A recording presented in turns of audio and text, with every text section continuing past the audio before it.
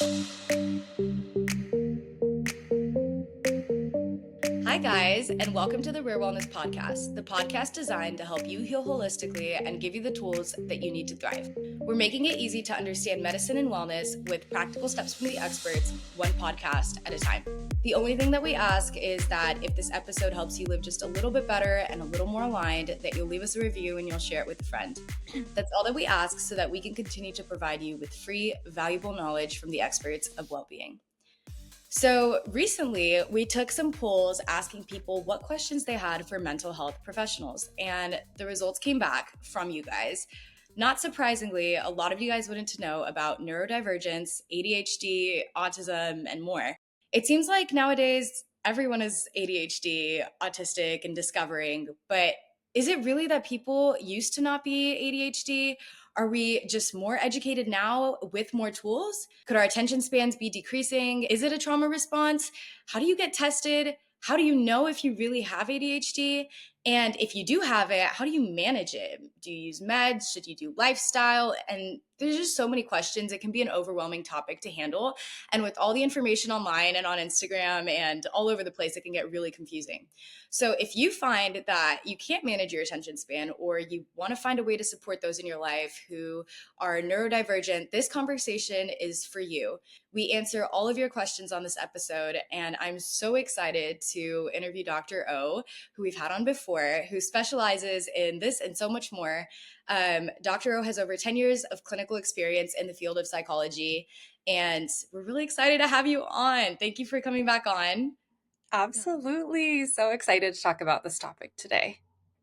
It's such a big topic, I feel like, right now and always, but I personally have so many questions, so I'm so excited to understand. But before we get on, I like to ask our guests, what does wellness mean for you in this season? I know it changes over time, and we've had you on before and I've asked you, but what is wellness meaning to you right now?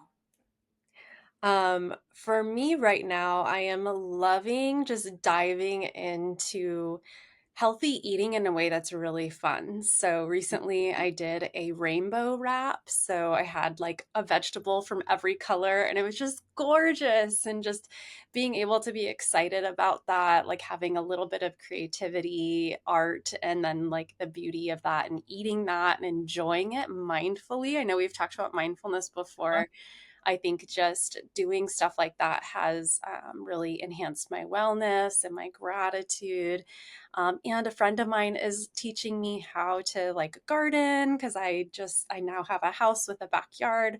So we just planted some rhubarb, and I'm like, this is so cool. I'm learning all these terms I didn't know before. So that is my wellness right now.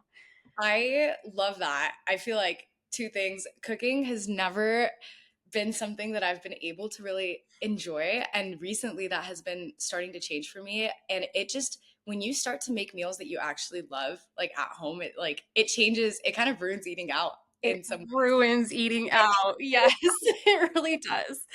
Second, I just love this idea of again, back to the episode, which, guys, if you haven't watched the mindfulness episode, definitely go back and listen to it. It's one of the second episodes that we did. So many good tips, but truly just being fully present and savoring a meal. I think about how many times, especially in the last couple of years, where I was just in school, working full time, chronically stressed. And then it was just it's I would eat so mindlessly. I would just be Mhm. scarfing down food, not actually enjoying it, always what's next, what's next, what's next. So it's just such a beautiful notion. And one, I feel I don't know, I feel every time I visit Europe or other places, people really take time to sit down and Totally. enjoy their meals. And how cool that you're integrating that into your life. I just love it. Yeah, So thanks. super cool. Okay, so let's get right into it. Can you give us a brief overview on what is neurodivergence, and explain this whole topic to us? How do you define it? Yeah. So we know the word diversity, right? We have racial diversity, gender diversity, all of these things, right? And so when we say neurodiversity, really the simply put version of that is the diversity that is present among brains, Mm. right? So historically, we've really thought of brains as brains. Like, yeah, people are different, but we don't really see brain as a diverse Right. quality, right? And so the world was kind of made for this like average brain. And over time, and with the contributions of neurodivergent people in this world, we've really begun to understand that this is a beautiful version of diversity that we can really embrace and learn more about and support better, so that those particular diverse brains can do better in this world. Um, they have what's called a neurodiversity umbrella or neurodivergent umbrella. And there's a lot of identities that fall underneath that. So I would say most commonly we think of like ADHD and autism when we think of neurodivergence. And when you go into neurodivergent communities online, it tends to be that that's what's like predominantly present. Mm-hmm. But there's a lot of things that are considered neurodivergence that we don't think of. So things like Tourette's, tic Mm-hmm. disorders, bipolar disorder. There's some debate on this, but even OCD is on there, learning disorders, intellectual disorders, even giftedness can be under there. And so I think over time we're realizing just the broad, beautiful extent to which so many things can fall under the neurodivergent umbrella. Well, and what I'm hearing you say essentially is that not all brains are created the same. Like not every brain is the same, and Right. that's not a bad thing. Right, Yeah. right. There's structural differences and there's chemical or functional differences. Mhm. So it's diverse in multitude of ways. Wow. So let's zoom into ADHD for a second, right? That's one of the ones that you talked about. So how do we know that it's ADHD and not just like a short attention span in a TikTok era? Right, yeah. So maybe not surprisingly, our attention span has gotten so much worse. Yeah. Neurodivergent or not, our attention span has been decreasing over time. So, about 20 or so years ago, it ranged between 2 minutes and 6 minutes. 2.5 minutes was one study I recently saw. It has gone down in 20 years by 2 minutes. So, we are at about 47 seconds, people. Isn't that wild? I'm honestly even surprised because I'm like, I don't know if they call it, some of my friends and I call it TikTok brain, but Hmm. if I start scrolling for too long, after 3 seconds, if they don't get my attention, I'm done. Yep. I'm like, this video is done. And I'm on to the next one. And I'm like, I don't even know if I can last 47 seconds. And I It's just guarantee so it'll just keep getting worse. Yes. oh, wow. Yeah. Yeah. Yeah. So even the way I work as a psychologist has changed. I used to be able to kind of move people through meditations and interventions that are like 5 minutes long. And then for neurodivergent folks, I would do like a 2 minute intervention, depending Mm, on the type of neurodivergence they have. And now it's like 2 minutes is kind of the standard. And then I go down yeah. from there. So it's really changed the way we work. So overall, if you're seeing your attention span decrease, you're having more trouble with that, to some extent, that is normal. That's what's happening to all of our brains. Can we work on that as human beings in this world? Heck yeah. It's Yeah, yeah, it's like I feel like it's now a muscle that we have to train. Like I exactly. have slowly like I've in the last year like started implementing meditation into my routine, and at the beginning I genuinely could not do it for more than like 30 seconds to a Hmm. minute, which is so sad. Hmm. Like slowly working that up, and like now I feel like it's a muscle. Like I can sit in stillness. I especially like yoga, other things, modalities like that have helped me. And then like and now at this point I crave meditation and I love it, and I can sit down for 20 plus minutes and like in silence and like be okay. But like that was not the case, and I Right. feel like it's like a trained muscle where it's like if you don't use it, you're gonna lose it. Right, Is that right, or am exactly. I just like Absolutely. making an observation? Absolutely. It is a muscle. But then the question is like, well, how is that different from ADHD? Mhm. Right. So ADHD isn't just about attention, Okay. right? We've Ooh, got okay. Yeah. attention, concentration, impulsivity, novelty seeking. Really, when we look at ADHD and the diagnosis of ADHD, typically we're seeing a genetic component. Maybe there's folks in the family that have similar symptoms. We're also seeing that this was always the case, Right. So sometimes I'll have patients that, grew up in the 70s or 80s. And I'm like, well, what was your attention span like back then? And they're like, oh, it was great. I could do this, that, and that. Okay. So if this is like new to you and it wasn't always the case since birth, then it's not neurodivergence or ADHD, right? So if it is, we're going to see that throughout the lifespan. Yeah. Will this get harder for the new generations in terms of diagnosis for us as professionals? Yes, because we've got a tablet in our hands since birth. But I think that we'll create a new standard we can compare things against. But it's not Mhm. just difficulty maintaining attention. It really is a multitude of other symptoms that play out throughout the lifespan. Today's podcast is brought to you by the Premium Center for Regenerative Medicine and Stem Cell Therapy in the Northwest, Northwest Center for Regenerative Medicine.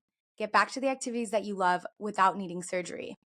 You can book your appointment at nwc4rm.com. Again, that's nwc4rm.com. This podcast is also brought to you by Rare Wellness Supplements. You can head over to rareplanethealth.com to get your supplements. My personal favorite is the premium fish oil filled with omega 3s. Again, you can go to rareplanethealth.com and get the supplements that you most need to support your health and wellness today. Lastly, this podcast is also brought to you by Rare Wellness. Rare Wellness is located on the South Hill in Spokane and is one center that provides all the wellness tools that you could need.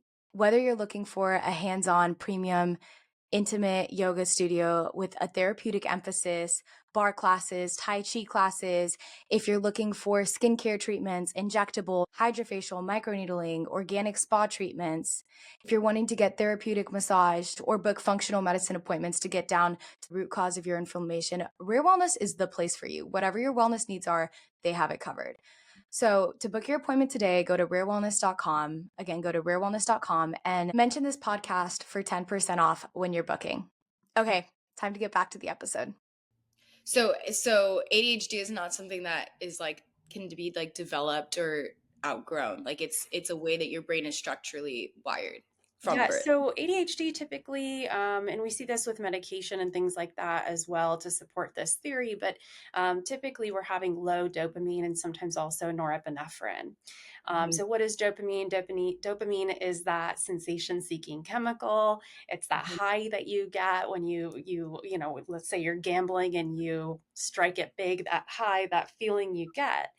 So for Mhm. folks with ADHD, their dopamine is lower. So they're often sensation seeking, that impulsivity is to kind of fill that dopamine high. And so when we look at the medications for ADHD, it's a dopaminergic Mhm. activator. So it's increasing the dopamine so that they don't have to do those behaviors in order to fulfill it. And that obviously affects then the way that they're going to be able to like live after that and like function. Absolutely. Yeah. So it's actually wild because there's like, I think it's around 25% overlap with things like ADHD or neurodivergence and addiction. That makes absolute sense when we think about the dopamine aspect of Because your ADHD. brain is like lacking what it needs. And so Right. you're going to go out and seek it, Right. 100%. So, okay. So for people who maybe were able to focus before and as they get older, they're not able to, is that still something that needs to get treated? How does that work if it's not ADHD? Is it just like, what is that at that point? Yeah. Right. So, I mean, it really depends on the age of the person. If, someone is older, maybe they have a history of dementia or Alzheimer's and they're Mhm. having difficulty paying attention, maybe memory loss, forgetting things, leaving things places, stuff like that. Obviously, we'd want Yeah. to do kind of like a mini mental status exam, which is like a screener for cognitive impairment. So, that'd be on the more serious range of that question. So, those types of things can develop. Yeah. But for everyday folks, if it's getting to the point where it's impacting your function, whether it's in work, school, in your relationships at home with your kids, whatever it is, we want to look at these contexts and say, okay, well, which one's being impacted the most? Mhm. How bad is that for me? And am I getting feedback from, let's say, like every time you sit down and you and your partner are going to spend some time together and talk together, you keep grabbing your phone and grabbing your phone, and you just keep going back to that for your dopamine hit, or you can't Mhm. really be present with other people. that obviously is something that you're going to want to work on. And like you Right. said, it's a muscle, right? So Right. this can be worked on either by yourself or with a professional, mindfulness being a huge way to do so. Totally. But fighting that quick urge, that urgency there. When Yeah. we have something like ADHD, you can do the same thing.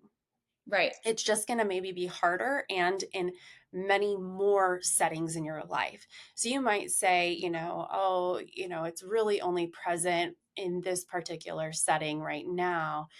Whereas if it's in many different settings and it's been throughout your life, that's going to be more diagnostic Yeah. information for the potential of ADHD. So, what are some other symptoms of ADHD? Yeah, so ADHD, in terms of its diagnosis, I mean, some of you that maybe have had the diagnosis for a long time might be like, well, I call mine ADD because back in the day it was ADD or ADHD. Hmm. Now, ADHD is an umbrella term and it can be broken down into three parts. So we Okay. have the hyperactive type, the inattentive type, and the combined type. Now, you said Hmm. earlier something about like outgrowing it. To some Yes, I've heard. extent, there's a little bit of that with folks that were diagnosed at younger ages. It's not uncommon for folks to be diagnosed when they're young, when they're children, and it's maybe more of a hyperactive subtype. So they might have ADHD hyperactive in the youth, and then in adulthood, more of an inattentive type. Now, Mhm. does this mean we grow out of it, or does it mean that we're actually just moving with, learning from, being shaped by our environments that really don't support hyperactivity in adulthood? Mhm. We're expected to do a lot of sitting and not moving as adults and like very professional and respectful, right?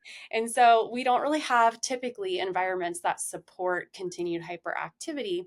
That doesn't mean we don't have adults without ADHD hyperactive type, but typically you're going to see in adults more of a combined type or inattentive type. So with the hyperactive type, you have like more fidgetiness, more increased energy, maybe talking really, really quickly, more impulsivity in social situations. Like, wow, this friend keeps interrupting me. And maybe you're like, that's rude. But really, like, they're just that excited. Yeah. It's so interesting hearing about like the different types of ADHD too and how it can show up for different people. Let's talk about ADHD in women for a second, right? Mm, Because like I've heard a lot like in that sometimes it can go undiagnosed and like talking about like the different types of ADHD. Like in some girls I've heard like it doesn't get caught because they're like daydreaming and doodling, right? Instead right. of running around the classroom like hitting other kids. Like how yeah, let's talk a little bit about that. Like, are women now like diagnosed properly and like how does it show up? Yeah. Yeah, so there's two really important things here when we think about women with ADHD or autism and other forms of neurodivergence. Is number one, how women are socialized is the first kind of prong here, and number two is how it manifests. So a lot of Mm-hmm. the studies, the research, everything that was done on ADHD in its infancy, and even sometimes to this day, was like on young white boys.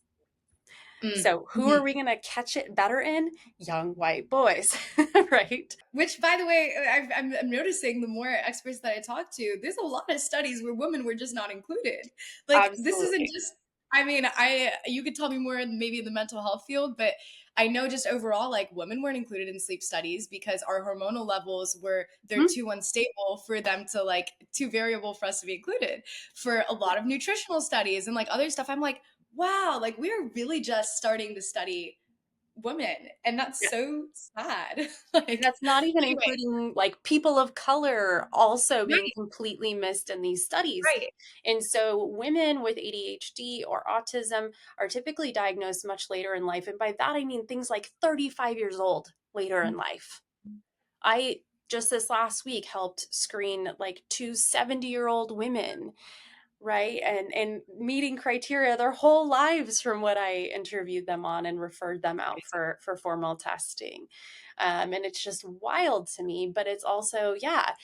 So these neurodivergencies are not only manifesting differently. So that's a beautiful example of the like doodling, right? Mhm. Somehow aligning my Barbies in a certain way, very specifically and very orderly, is seen as like really feminine and controlling. Whereas when a boy does that with his cars, it's like, I wonder, if it's OCD or autism, right? Right. So a lot of what we're told are these symptoms are in boys. And so when it happens in girls, we kind of see it through this feminine lens.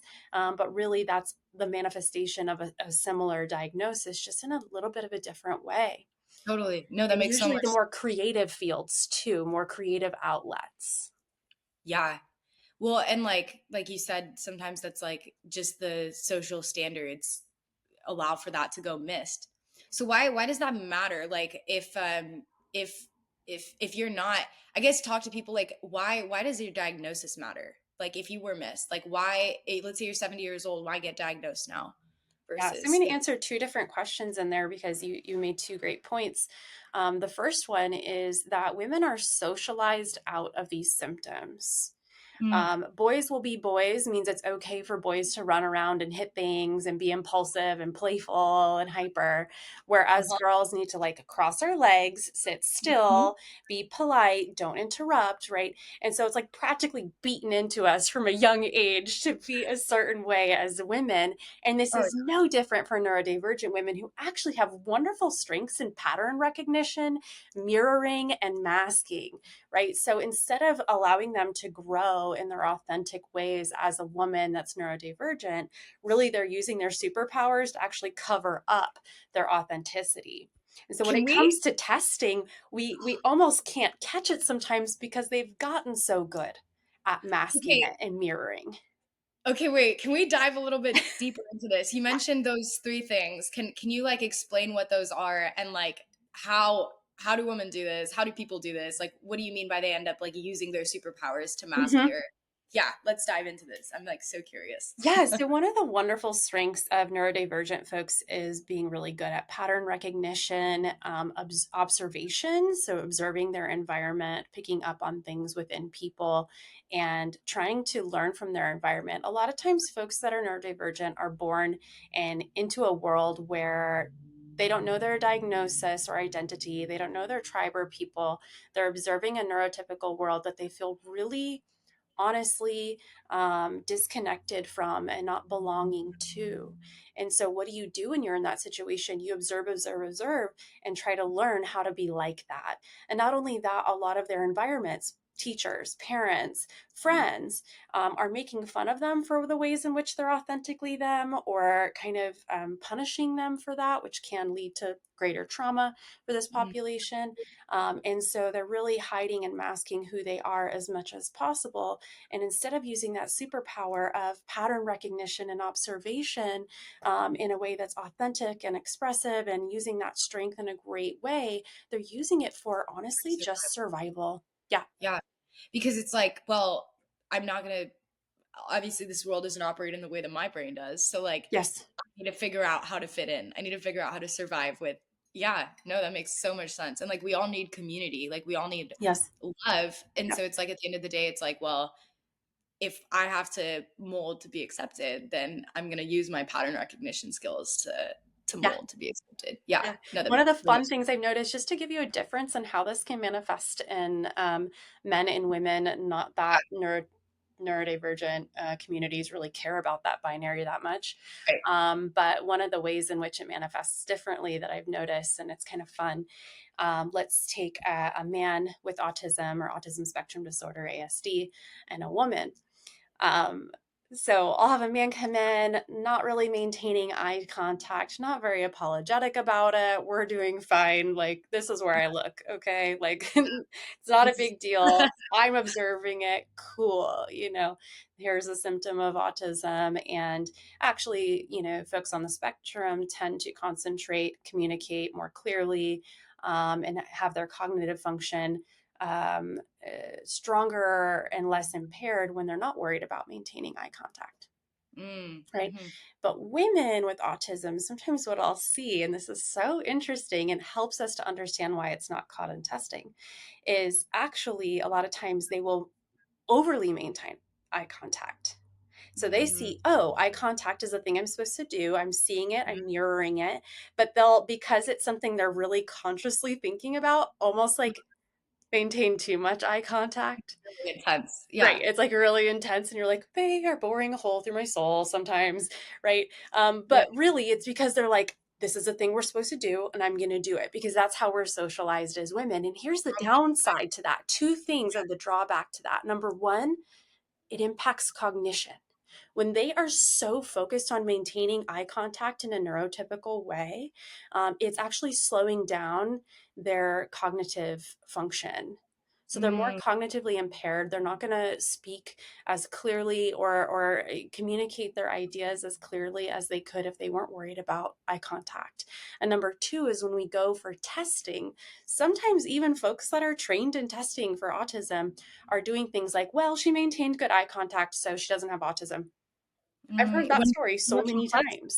It does not Yeah. mean she doesn't have autism. It means that we need to ask more questions about her thoughts about eye contact. Mm, Neurotypical folks aren't typically thinking about eye contact, but when you ask someone that's autistic or neurodivergent in some way about eye contact, they will tell you a whole thing about how much they've thought about eye contact. that's wow.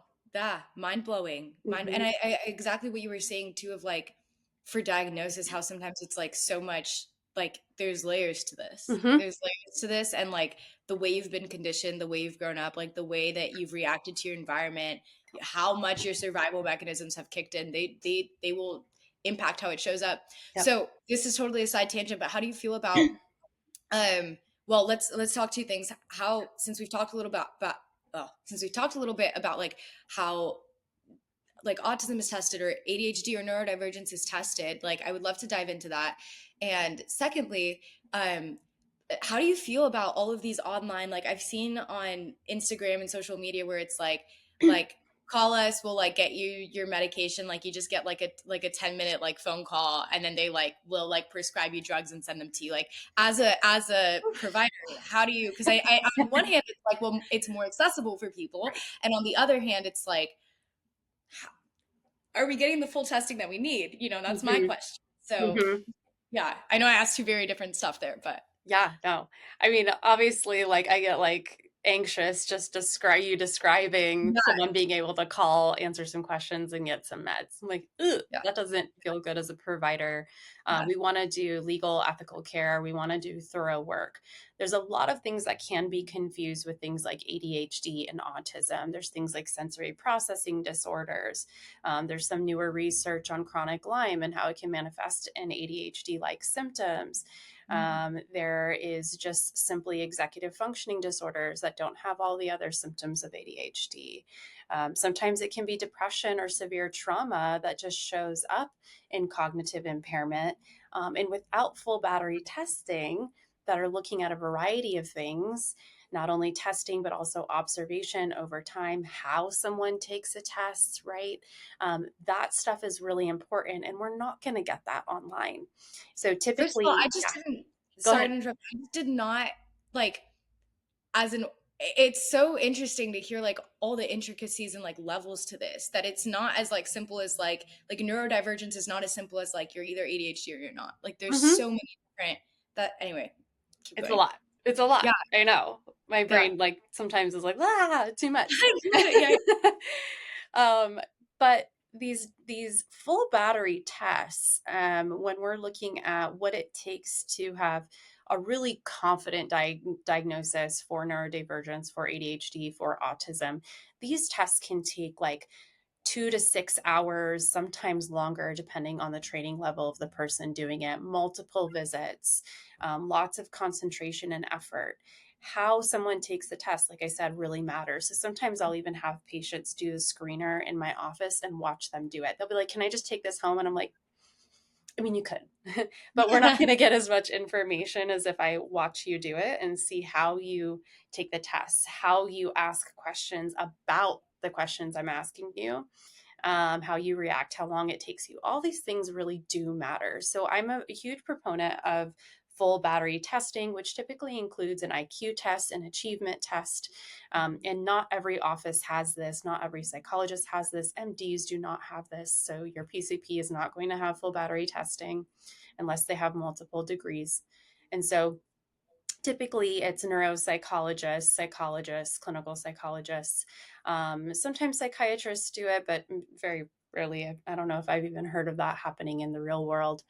Um, one great way to go about getting testing is to call your insurance if you have it and ask them who in my area, based on my zip code and the plan that I'm with, does full battery ADHD testing.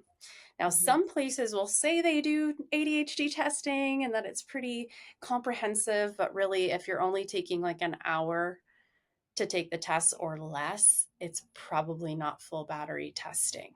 Mm. Okay. That doesn't mean it's inaccurate. There's things like the CPT, it's a computer test that tests attention.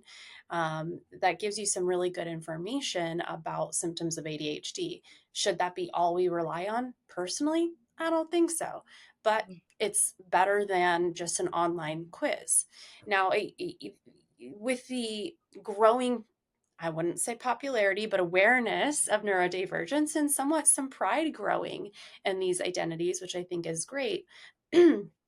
There are some more people than normal asking if they have these diagnoses for us professionals, but it tends to be that people know themselves better than we know them.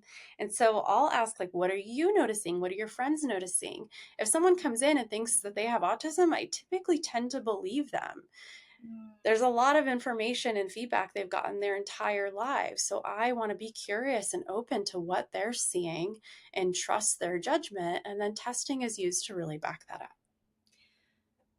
So much good information in there. One of the things is that I know that was a question that was asked by our listeners is like, if like how do I go about getting tested and how do I know that I'm getting good testing? So that Mhm. was some super valuable feedback. Thank you for that. And then um back to I want to hit on the point you said about trusting, like believing people. Yeah. And also I think as a person, something that has been huge for me, I feel like I always say I'm like a recovering people pleaser. Like Ugh, I don't yeah, identify with that anymore, but that definitely was something that I really struggled with growing up. And this entire concept of just like not just believing the person in front of you, but also believing yourself, like not gaslighting Mm, out of like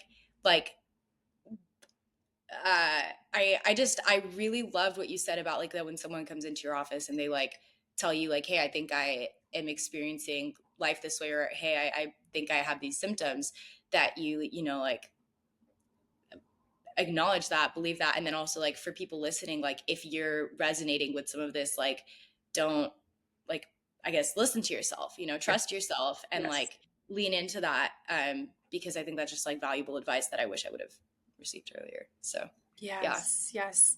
You still have intuition, self awareness. You're spending so much time in your own head. Who knows you better than you, Mhm. right?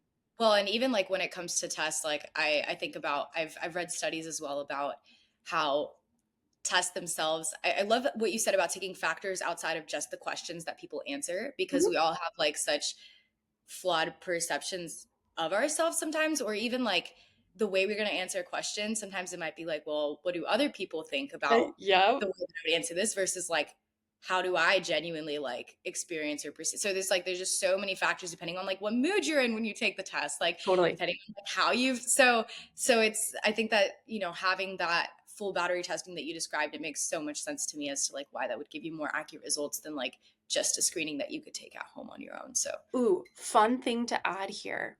Today is 420, so I just want to acknowledge a lot of people within the neurodivergent community, especially with ADHD, are using things like cannabis to mhm, self-medicate, mhm, and other things as well. But just while we're on that topic, when we're thinking about yes. testing, if you're like, I, Dr. O, am ready to get full battery testing, help me find someone in the community, right? Just some things to know. Mhm, It's not uncommon for folks that are serious about the full battery testing that they provide to require that you are not on or recently been on cannabis. mhm, Some folks will require it is as long as 30 days without cannabis Wow. for testing because it can Why? impact your processing speed, which is a huge part of the diagnostic criteria. So, executive functioning and processing speed are two things we're really looking at. And Yeah. cannabis, we know, slows you down. So, we really want to consider if that's something you can be without, if you're taking it for medicinal reasons, for something else, stuff like that. And then the other thing is if sometimes people are prescribed ADHD meds by, say, their PCP or psychiatrist without full battery testing.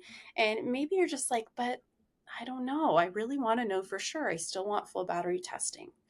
And so people that are doing that testing are going to also require that you are not on that medication. But that's really just so we can get more accurate Mhm. results. Now, the results of your ADHD test, I want to add this because it's kind of fun. You walk away from full battery testing knowing your IQ, but is it accurate? Not always for neurodivergent folks because when they're on their medications for ADHD that are helping with the dopamine and the processing speed and all that, their IQ tends to jump in Wow. points. Okay, two questions. This one is a little bit spicy, but I know this is a question that I've talked about with my friends. It's like, I have quite a few neurodivergent friends, and a conversation that we've had is like some of them have like wanted to go into the military or into other related fields, and for them, they either waited to get their diagnosis until they were done with that, or they regretted getting it because they weren't able to pursue some of their dreams because of it. And so, two things, I guess, like, should you get diagnosed if you figured out a way to manage it on your own? And then, like, why is that diagnosis important? Because I know that this is like very real conversations that I've had with people. Right, right. Of course, the answer is it depends, right? So you're pointing out some really important considerations around diagnosis. Now, in my opinion, if you really want to know, go find out, right? Mhm. And our records are completely confidential. So I don't care if someone's knocking down my door, unless it's a court order, I'm not giving it. And Mhm. if I don't tell the court where I did my testing, if I don't tell, I don't know, the military even where I did my testing, they're literally not going door to door across the United States to find where Mhm. you did your testing if they have an inkling that maybe Right. you did, right? So there are ways to just get it done, keep it locked confidential, and don't tell anyone where you got it done. And for self awareness, like, the better you know yourself, the better you can function in your life and like optimize it to thrive, right? So, Exactly. So that would be the answer to the other part of that question is like, why get the diagnosis? I have had so many wonderful sessions with patients that got their final diagnosis. And the huge breath of relief, the tears of joy that I have witnessed from people finally understanding why they don't quite belong, why they've struggled. Maybe they've called themselves lazy or slow or terrible names because they're comparing themselves to this neurotypical world that wants them a certain way that is not their authentic being. And finally they understand, no, I just didn't know my tribe. I didn't know my label. I didn't know that these could be good things. They could be strengths if I harness them in a certain way. And now I understand why I felt so different. And it's not me necessarily. It's not that something is wrong with me. It's just that my brain is diverse. I I love the way that you phrased that last sentence too, of like, it's not that something's wrong with me, my brain is diverse. And like, I think a lot of neurodivergent symptoms used to be looked at as like either a disorder or like a disease, but like I've heard that there's been like change of languaging around it, and that it's just a different brain. And it's Yeah, not this like your brain is broken. It's your brain is different. it's And different. it's power. Yeah. Yeah. Yep. So Yep. And I cool. think of like the movie X-Men or any really any super hero movie, Spider-Man, X-Men, when folks first get there or realize their superpower, I mean, he's spitting webs everywhere. Pyro's accidentally setting a house on fire. Like, oops, right? When we first learn about our superpowers, we have not, a lot of times people are like, this is not a superpower, this is a disability. And in many ways, it can be if your environment is disabling and not supportive of it. But it can kind of feel like having a superpower that is out of control and you really only see the negative.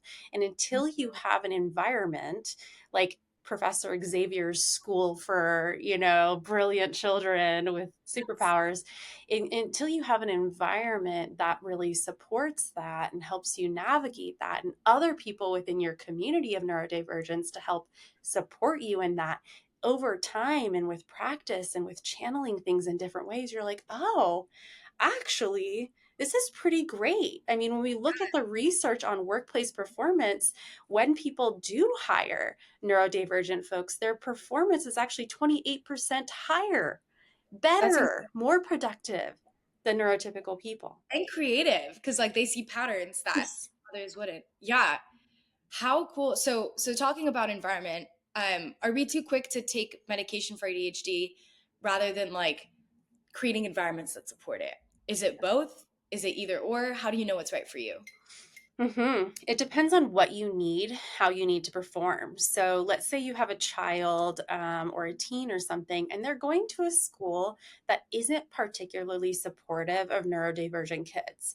Maybe they Mhm. do have things like IEP, which is an individualized education plan, but maybe they don't have great resources to support that IEP for a neurodivergent kid, like, say, with ADHD. So, Mhm. if they're going to a school or in environments that are not really made for or considerate of neurodivergent brains, Mhm. we want to take a look at two things. So, first, obviously, starting with that setting, that system, and that environment.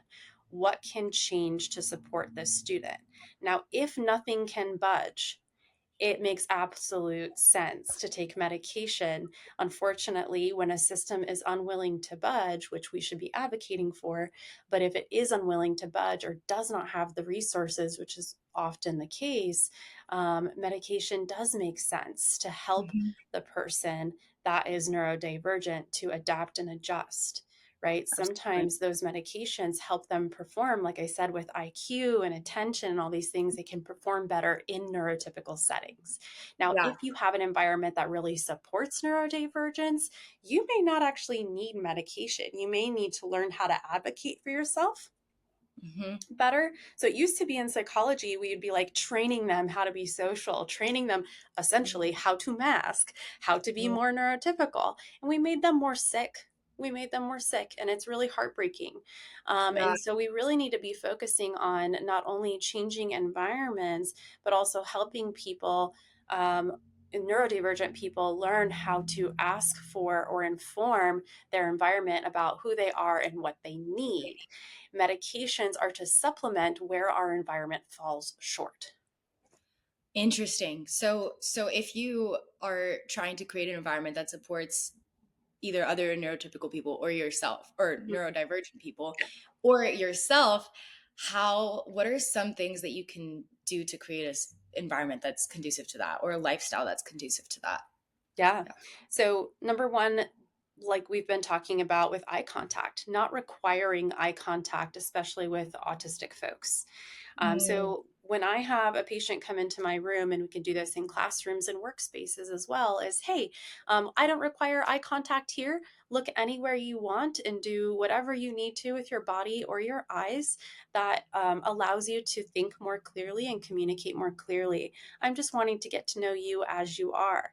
If you How feel the need, beautiful. yeah, thank you. Imagine if like everyone had the awareness and just held space for that versus getting like triggered by like, well, they're not making eye contact with me, so they must Mm-hmm. not respect me. Or like taking Mm-hmm.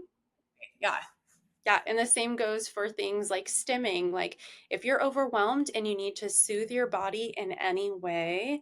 physically, feel free to do so. Feel free to stand, walk, move, rock your body or move your hands or legs in any ways that you need to that feel good for you if you need it. right? So lots of permission giving around that, not requiring kids to sit in chairs or adults even to sit in stiff chairs all day. You know, if you need a yoga ball chair to like kind of bounce through a lesson or a teaching, creating spaces where there are different chair types, allowing them to sit in different ways. If someone is doodling while you're talking, they may actually listen better and focus better and hear you better while doodling than if they were looking at you.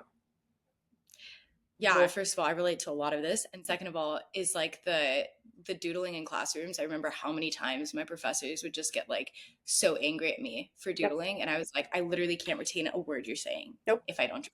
Yep. And it's like, it's just crazy how I'm glad that there's more awareness to it and that Yeah. there's more like allowance for that in educational settings because like I think all people even like just need space to figure out like how they learn best and like yeah.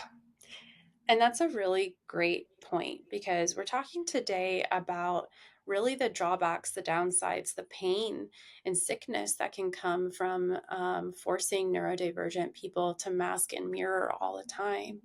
Mhm. But let's be real, at the end of the day, y'all, everyone should be able to unmask.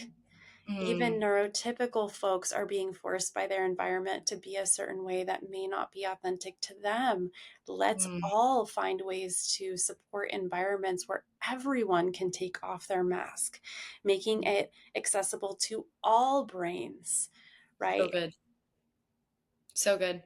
Yeah, I recently this week was able to like go to this like grand opening of this school where essentially they're not following the normal curriculum and like a lot of their days for the kids are like spent outside or like Hmm. learning cultural stuff or like dancing and then like they still learn all of their like still learn all the stuff they need to learn, but the entire system is designed in a way that like supports being a kid and like movement and like being free and like not suppressing that.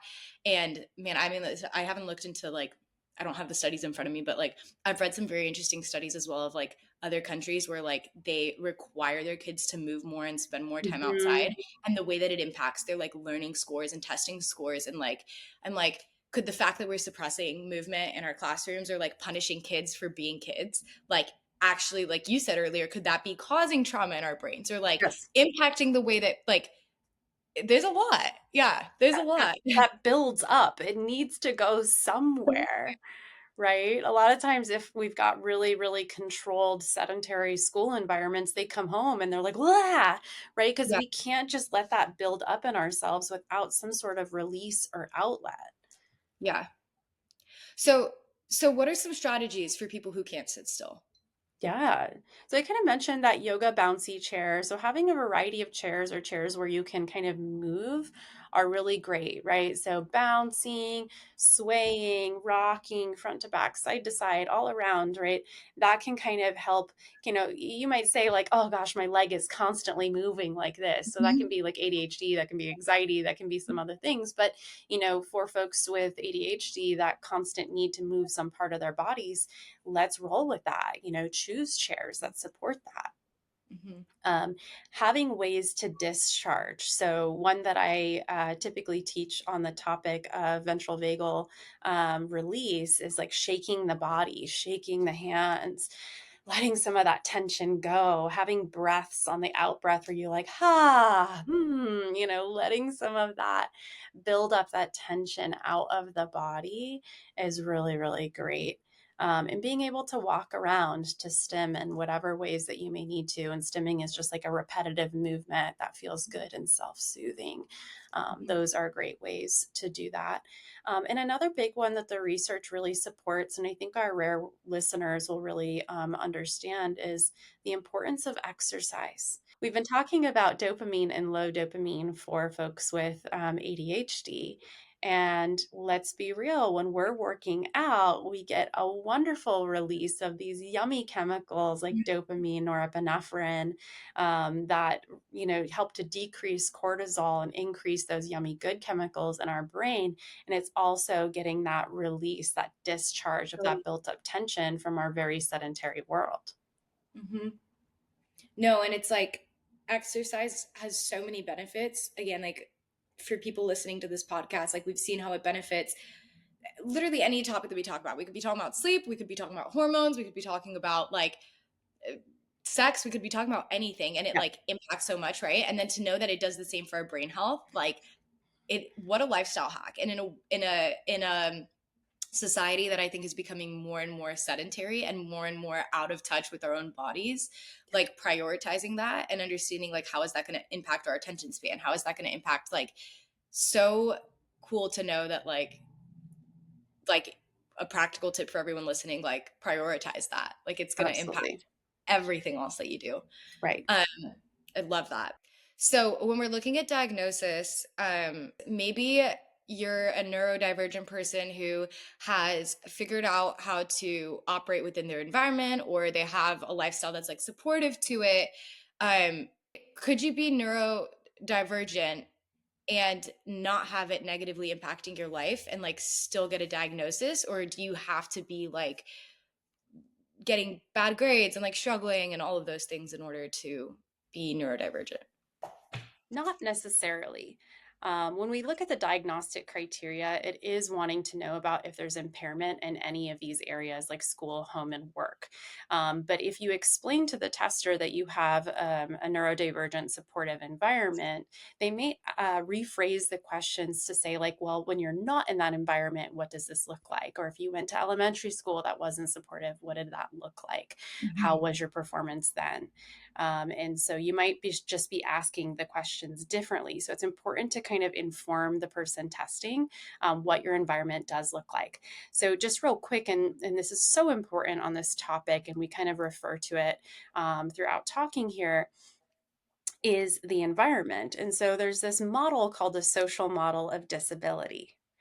Disability used to really look at the disability being in the person. That comes from the medical model of Mhm. disability. Over time, the community is like, wait, no, we have some things to say. And Mhm. so the community of folks with disabilities, so to speak, our neurodivergence, came and talked and really recognized that no, I don't really think that I'm the disabled person. I think our environments are disabling. So, like, a great example of this is someone in a wheelchair, right? If you take someone in a wheelchair and then surround them in their world with stairs everywhere, no ramps and no elevators, how disabling is that? Right? That's Absolutely. disabling. Like you can't, how are you going to thrive? Like Right. there's no way for you to get around in that environment. Right. Exactly. Exactly. So does it say something about the person being the problem? No, the freaking stairs are the problem. If there was a ramp there, they could get upstairs. Yeah. Right. Yeah.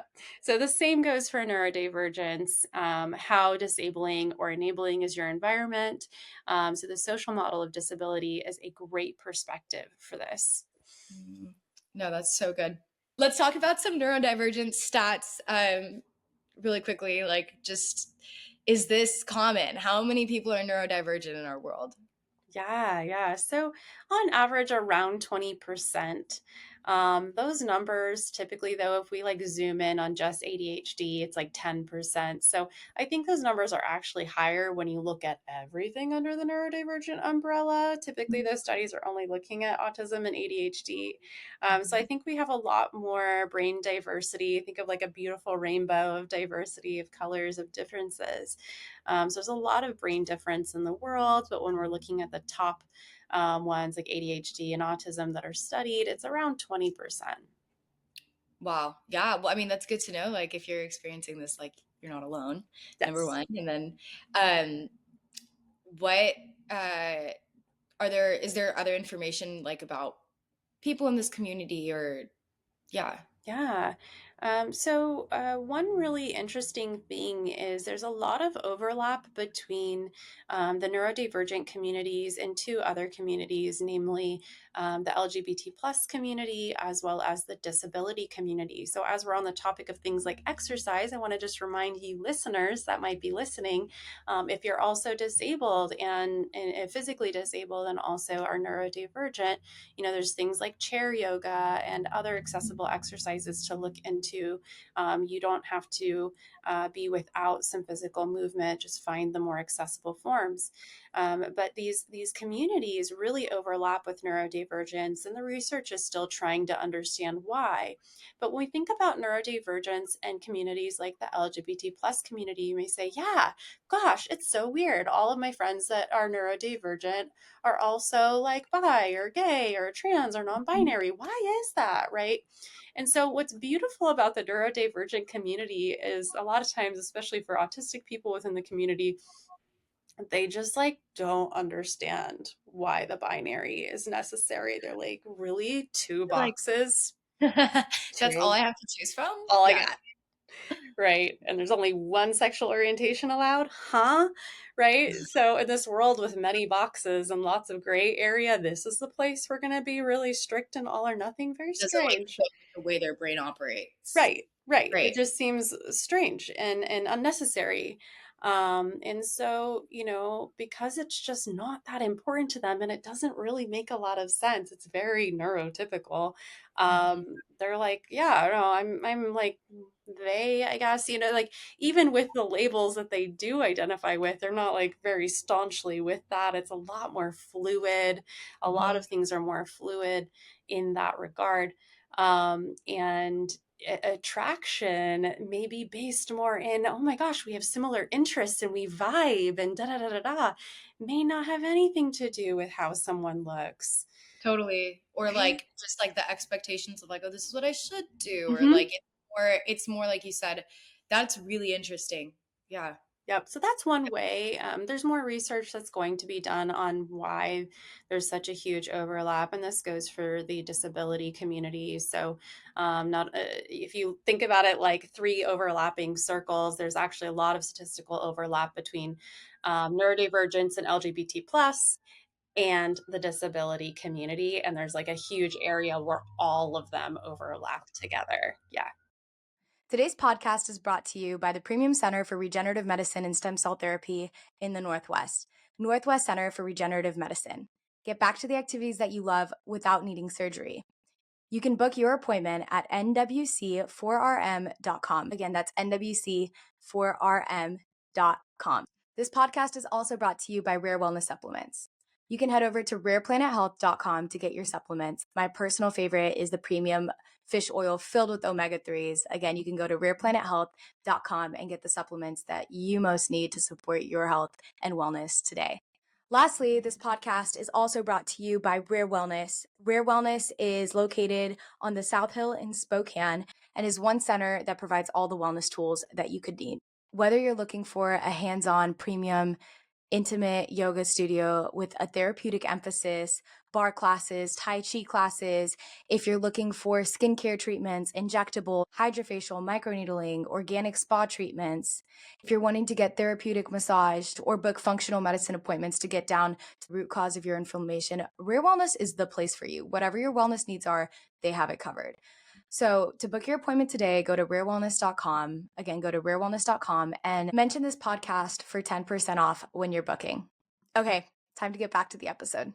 So, deeper into the body and disease and how it all relates, what's the impact of gut health on ADHD? How do Lyme infections and parasites contribute to all of this? Right. So, number one caveat is I'm not an MD, I'm not a functional medicine provider, and I definitely encourage folks to reach out to local functional medicine providers or even our own Dr. Guthrie for more information on their gut microbiome and how they can improve their overall health in these ways. Mm-hmm. But it's really important, and I kind of touched on this a little bit earlier, but things like chronic Lyme disease, the way that they manifest in a system can get to the point of showing up like ADHD, Mm. ADHD like symptoms. So even us in the world of psychology, we don't typically know this. That's so, again, it's so intricate. Like, there's so many layers to this. Yeah. Absolutely, absolutely. And then when it comes to the studies on the gut microbiome, there's a little bit of evidence that there are there's a decent bit of evidence that there are differences in the gut microbiome. But the gut is like the second brain. So if we're neurodiverse, brain differences, Mm-hmm. duh, we're gonna have gut differences. The gut is the second brain. It has serotonin, it has all these chemicals in it. just like our brain. So, of course, there's going to be differences. But newer research is asking a really, really important question. And I guarantee there's neurotypical people on this research because they asked, wait, what came first, the chicken or the egg? Could it be that this kind of restricted, homogenous diet of, say, autistic folks changes the gut microbiome? And when we're studying it and seeing differences or inflammation or lack of diversity in the microbiome, which, is usually an indicator of health, when we're seeing this, is it because of their diet that the microbiome is different versus other studies saying, well, their microbiome is different and that causes autism? The causality and directionality of these studies really matters. So what does that mean? Are you saying that you can begin to impact your brain by the way that you eat, or that, or the reverse, or is that the question? That's kind of the question. That's kind of the question. I mean, at the end of the day, we know from our other podcasts and what we've learned in the world from functional medicine doctors that we can change our gut microbiome, which then can change our health. Totally. Things like our weight and our performance and our skin and all these things can be changed by changing the gut microbiome. So much power we have there that we're not yet harnessing in the world. But yeah, it's a directionality question. And we don't want to get into the eugenics of trying to get rid of neurodiverse people by Totally. doing things like trying to change the microbiome or trying to kill off parasites. Obviously, we want their health to be better, but not in service of trying to get rid of them. Yes. No, that is so good, because it's like, and I'd be curious to see how these studies go, if it like, can it support their like, does it support their neurodivergence and like being expressed in a way that's like optimal for them and healthier for Yes. them, versus like, let's fundamentally change who they are by changing like what they eat. Like, those are two very different objectives, and I love the way that you phrase that, because it matters. It matters. Yeah. It does matter. Intentionality always matters. Yeah. What are some signs of neurodivergence that maybe aren't so obvious?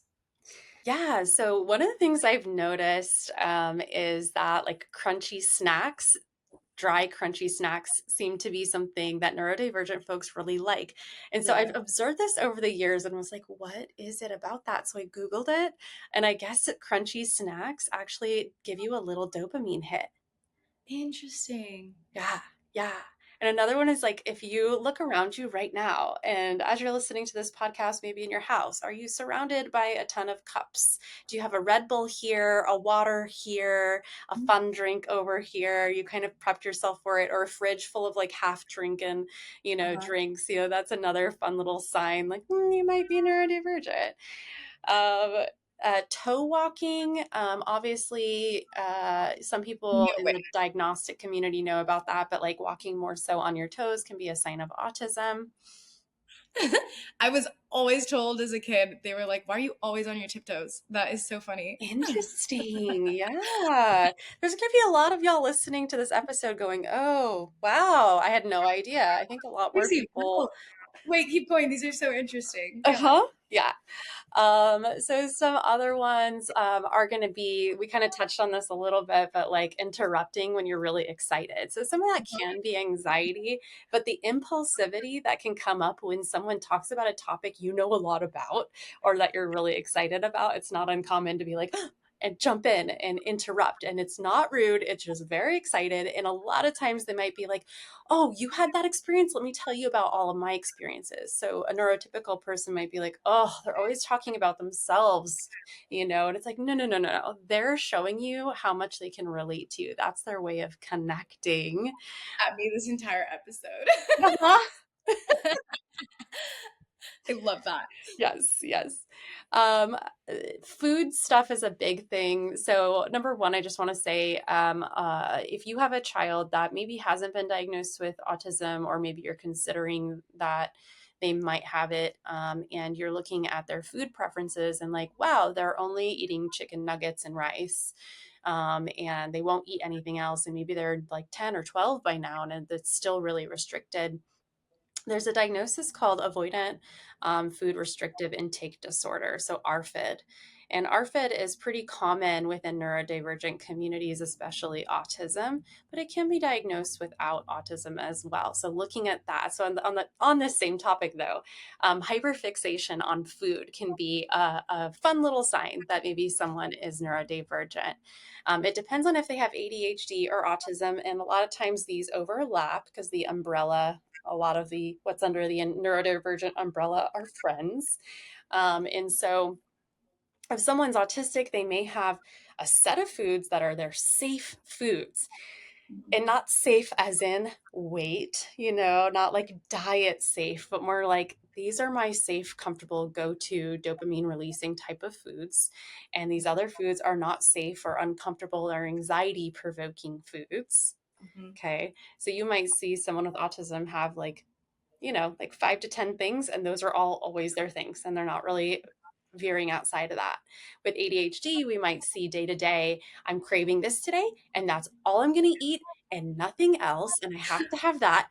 And if I see that food tomorrow, I will not eat it. No leftovers are eaten. It's disgusting to me now. And then, fun thing is when we have both ADHD and autism, it could be Uh-huh. a whole week where I'm just eating pizza, and then next week, if I see pizza, I get nauseous. I don't want to see pizza again. Now I'm on salad, right? And so it's kind of fun when you mix the different neurodivergencies, how it manifests in this like hyperfixation on food, and that being the thing you want every single day or every other day. And ADHD alone really needing the novelty of a new food, new craving every single day. Mm-hmm. Wow. Yeah, keep going. What else? Yeah, oh gosh, I could go all day. Another thing, let's see, there's time blindness. I don't love that term because it's kind of ableist, but another way of putting it is time vastly varies for you. So if you're doing something you really, really like, time flies. You may have gotten on a tangent or rabbit hole on some topic that you really like on the internet, and 5 hours have gone by and it's only felt like one, and you haven't eaten and you haven't drinking. And you're like, oh gosh, I should probably do that now. Right. But then it can go the other way where time just really drags on if whatever we're doing is not that interesting to you, to an extreme, like more than like maybe a neurotypical person might experience. Absolutely. Yeah. Yeah. And then that goes with hyperfixation too, right? Mm-hmm. And Yeah. So hyperfixation on a particular restricted interest is kind of what that would be called. So, like if you've got a friend that's like, yep, they're the go-to on that topic because they know every little thing about it. Historically, presently, they can name all the people related to it. Like they're the go-to for that type of information. That might be their hyperfixated or restricted interest. I've also heard that this can relate to like why sometimes neurodivergent people really enjoy or can be very good at like flow related activities Yes, where totally. like I know for myself, like there were times where like it would work in ways where I end up playing the same like 6 guitar chords for Mhm. like 5 hours straight. I don't know where the time went. Like I genuinely was like, I missed class, I did Yep. this, I did that. I'm like, what happened here? Like, but then there's other times where like when it came to like running half marathons or like swimming, it would be hard for me to get in the flow of something. But like once I got into like that repetitive flow, where I've heard a lot of my neurodivergent friends say the same thing, but it's like once you get into this flow, you can stay there for a very long time. It's a cool experience. Beautiful, beautiful example, perfect example. And to kind of go with that, and Yeah. maybe this applies to you, Natalia. I don't know, but I like, honestly listen. I know I'm high. Like I feel like it's different. What you said earlier about diagnosing is so interesting in women, but especially with like if you have figured out how to perform well within like the standards that normally are met, people like I literally remember being like, "Hey, I want to get diagnosed," and they like I had teachers tell me, "Well, you can't because you have straight A's. right? Yep. Nope. You can't That get has diagnosed." nothing to do with it. Yeah. Have You it might have just because had an environment that supported you doing well, that was totally, more neurodivergent friendly and didn't realize it. Right. yeah, And you found ways to channel it because you're really good at XYZ. But if you tend to like look around and you're like, wow, nearly all of my friends are neurodivergent in some way. like your vibe matches your tribe. We know that. Like Right. maybe that's your vibe too. So that's a Mhm. really good thing to pay attention to. But also, a lot of times for folks that are growing up in maybe environments, schools, systems that didn't support their neurodivergence, another sign of neurodivergence can be things like calling yourself lazy, thinking you're dumb, calling yourselves names, thinking you are not successful in this world because something is wrong with you. That is like one of the biggest reasons I am a Heartbreaking. huge proponent for as early as possible diagnosis, because we can cut the comorbidity of things like depression and anxiety so much more when people can say, nope, I have just a diverse brain that's not being supported by my environment, or I need a chemical to support me being able to perform in that environment. It's not something broken within me. That is so powerful. And I feel like you said, because I know like depression and anxiety can like be experienced at way higher rates within these communities. Like it's just so beautiful when you know what, like I need to create an environment that's going to support me, or I need support to be able to exist within this environment that doesn't Yes. support me. Yes. And that's beautiful, like you said, because to live your whole life feeling like there's something wrong with you is no one should have to experience that. No, absolutely not. What are things that neurodivergent folks want us to know? One of the biggest ones I heard, mostly from autistic folks, is vaccines do not cause autism. There's hardly any good scientific support for that. So that was like one thing that I got a lot of. They also want us to know, and by us, I'm saying neurotypical folks. I'm not really totally neurotypical, but they want the neurotypical world to know that it really feels like navigating a world where there's a bunch of rules that everyone has a rule book for except for you. And it's Mm. really hard and it's really scary. And that results in a lot of pain early on. So that's another one. That there's far less resources than people think. If you Google ADHD resources for adults or even adolescents, over and over again, stuff for children, stuff for children, stuff for children. And even then, in lower socioeconomic areas, there's hardly any resources. Well, and even then, like I know you mentioned earlier, but a lot of it is how do you fix your child to assimilate to versus like how do you explore this and support it? Yeah. Mm-hmm. No, that's Absolutely. so true. Like I think about how many um even like adult friends that I have, like women who are like they've had kids, they've like and they're like you know what? Like before my environment was working for me, I can't focus. I've never been like it's so interesting. And then they're like, where do I start? We Yes. had quite a few people like message about this episode just being like, where do I start? Like Yes. I don't even know where to go. Yeah. Right. I think that point about women post birth and then being curious about diagnosis, the part of the reason why that shows up is number one, they don't have the energy to mask anymore. So Okay. getting really sick, um, pregnancy and or hard times, we don't have the energy to hold up a mask anymore. And so you actually begin to see who you really are, the symptoms, how you are in the world a lot more. Secondarily, a lot of these women have children that are neurodivergent because, yes, this is genetic in many ways.